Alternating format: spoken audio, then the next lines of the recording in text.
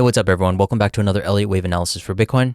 Bitcoin has just breached our first major confirmation level at $88,000 as discussed from our previous videos, and now just moments ago even pushing up to $90,000.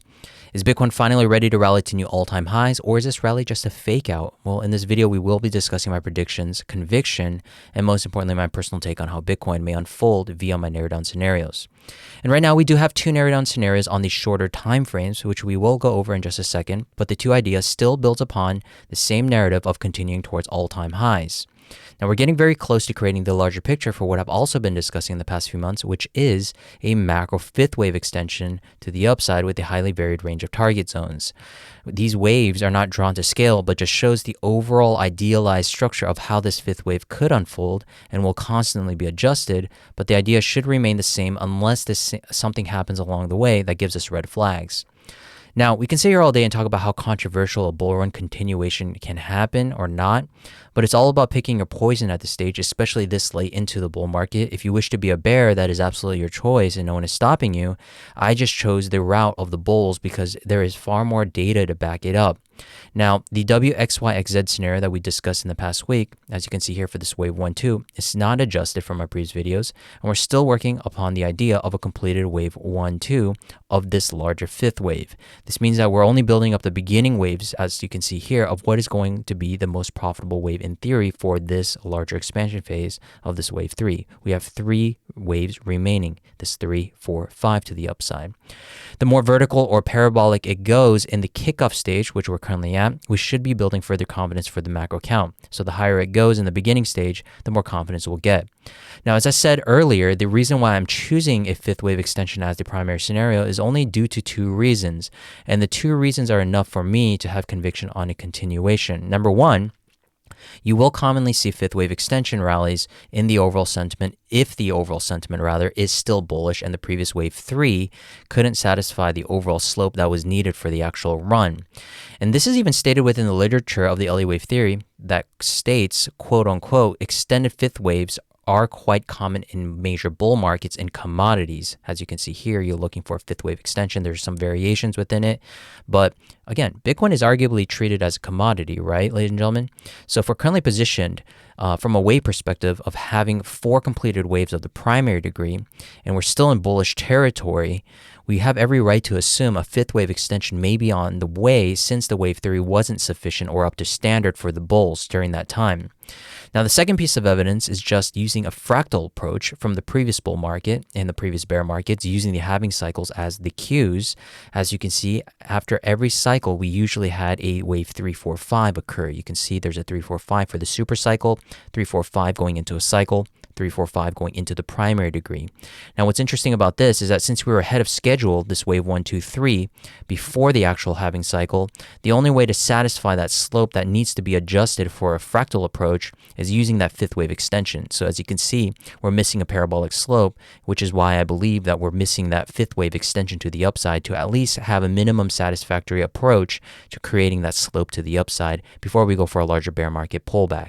And you best believe that I do see a larger pullback happening after this fifth wave extension completes.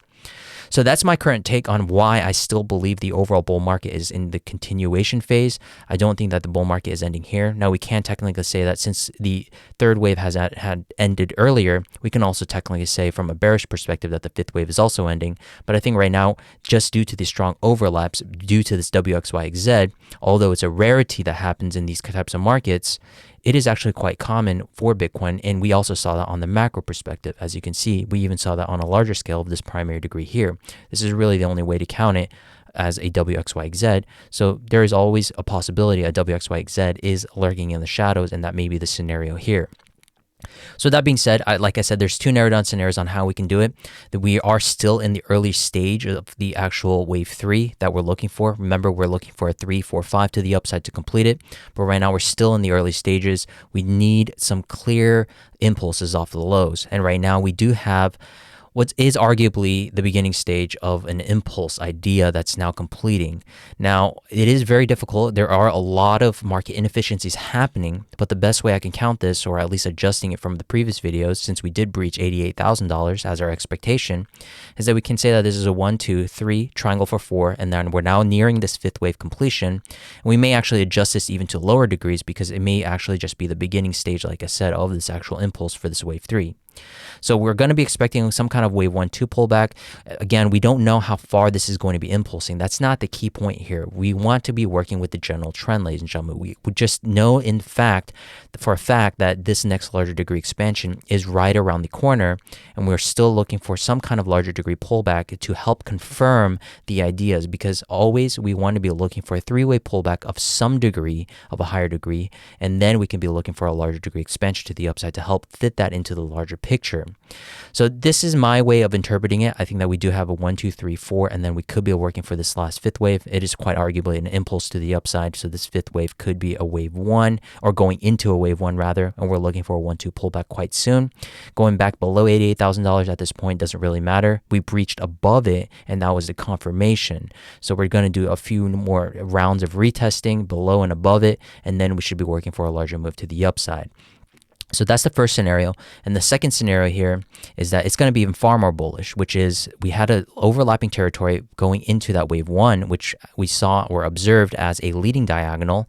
And that could give us some kind of sideways structure for a wave 2. And we just may be working for a wave 3, 4, 5 to the upside right now, because there is a window of opportunity as we start to impulse and break these major resistance levels. Bulls are interested, and the retail might want to FOMO back into the markets because they're starting to see the strength coming back in. So that's why we also have this idea. But the key point that I want to make here is stop focusing on the shorter time frames. There are a lot of ways we can do it. And again, as you can see here, the overall general direction is to the upside. These pullbacks, it can happen now or it can happen at a later stage. It really doesn't matter. As long as we get a clear 5-wave impulse, which we don't have really, arguably, we don't have a clear 5-wave impulse right now, is we just wait for a larger wave 1, 2 pullback, and that could be another way of getting some more optimized entries for whatever you are seeing yourself on how to trade this range. Whether you're even seeing a bearish perspective, no problem, because even a bearish perspective still calls for a rally up to even $100,000. That can be a great opportunity for some kind of liquidity if the bears really want to take that opportunity and detriment the whole price action that we're seeing right now. So it's just a battle between the two. It's a Mexican standoff. I'm currently in the bull section right now, and we're kind of observing on how these impulses can be playing out. And right now, I do believe that we are working for what could be a larger 1, 2, 3, 4, 5 to the upside, and we can always adjust these micro time frame wave degrees, and we can still be working in the early stage here. But the most important thing is we breached that first level of confidence at $88,000 as we discussed. The next level is going to be the all-time high. Anything in between is going to be a free-for-all, basically, at this stage. But right now, I think that there is a lot of market confidence coming back into the markets, and that's why I think that this fifth wave extension is the overall primary scenario. Nothing changed here. So hopefully that was helpful, ladies and gentlemen. Right now, we do have two narrowed-down scenarios, like I said, to summarize it. Either wave 1, 2, 3, 4, 5 is now complete very soon, and we're looking for a wave 1 and then a 2 pullback of a larger degree, and then we are working for the next larger degree expansion phase, or we get that larger 1, 2 pullback at a later stage where we're now working in a 1, 2 sideways structure. A little bit iffy here because this move here just seems like a WXY. You can't even really have a triangle for a wave 2 anyways, so you need to fit that triangle within a sideways structure of a WXY of some sort. It's a little tad, I wrote here, a tad hesitant on this count because there's no depth and rarity of the sideways structure as well. So if you take the actual Fibonacci levels, we don't even have the 0.236 or the 0.382, which is what I like to personally see for a wave 2 pullback of even the smallest degree, and we don't even have that. So that's just my take. We can work with the shallow degrees, and with that being said, we really want these degrees to be as shallow as possible. So this scenario is actually kind of an ambitious scenario that we really want to be playing out for the bulls. And if that doesn't happen, no problem, because a wave 1, 2 pullback will still confirm it, even if we get that 1, 2 pullback now. So hopefully that was helpful. Thank you very much. I'll see you guys in the next video. Have a fantastic rest of the week. Bye-bye.